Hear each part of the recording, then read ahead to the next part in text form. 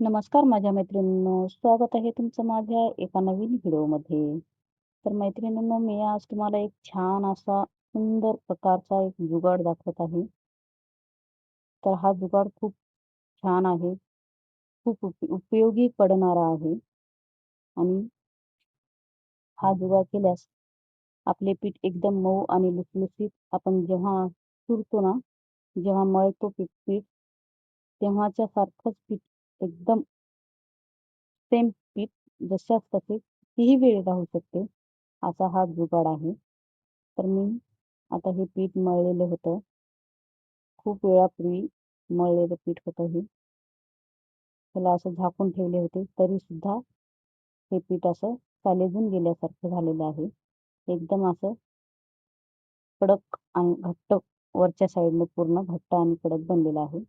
त्याच्या जर आपण पोळ्या केल्या तर ते पोळ्या फाटण्याची दाट शक्यता असते.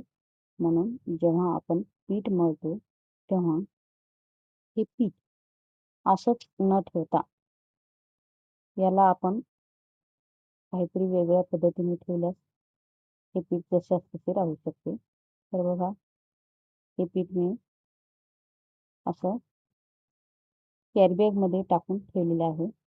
आता आपण बघूया. हे बघा, असं पीठ होत असेल तर हे जुगाड नक्की नक्की कामी येईल तुम्हाला. पीठ एकदम सॉफ्ट आणि मऊ राहील. तर तुम्ही एकदा करून बघू शकता असं. खूप छान जुगाड आहे. मी नेहमी हा जुगाड वापरत असते. जेव्हा मी पीठ मळते आणि पोळ्या झाल्यानंतर जेव्हा 2-4 पोळ्यांचं पीठ उरलेलं असते, तेव्हा ते पीठ जर आपण तसंच ठेवलं तर त्याला अशी सालेजून ते पीठ घट्ट होऊ शकते आणि वाळल्या जाऊ शकते. म्हणून मी त्या पिठाला साधी आपली जी कॅरी बॅग असते, त्या कॅरी बॅगमध्ये घालून व्यवस्थित असं बांधून ठेवून द्यायचं. एकतर किडे-मुंग्या आणि झुरळापासून पण चांगलं राहते आणि बिलकुल असं कडक आणि सालेजणार नाही. तर मी त्या कॅरी बॅगमध्ये ठेवलेलं पीठ एकदम छान असं टिकून व्यवस्थित राहिलेलं आहे. बिलकुल साल धरलेलं नाही आणि जेव्हा आपण चुरलेला असतो ना, तसंच पीठ एकदम होतं. मी आता त्याच्या पोळ्या केलेल्या होत्या. एकदम छान प्रकारे पोळ्या झाल्या होत्या.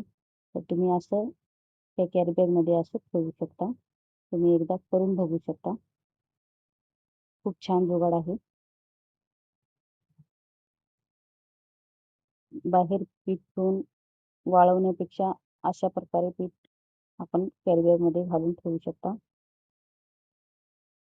तर मैत्रिणींनो, तुम्हाला माझा हा जुगाड कसा वाटला ते कमेंटमध्ये सांगा आणि माझ्या चॅनलला लाईक आणि सबस्क्राईब करायला विसरू नका.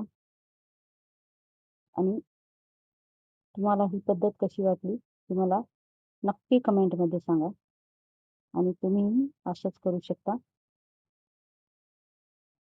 एकदम छान असा जुगाड आहे. Thank you. धन्यवाद. Bye bye.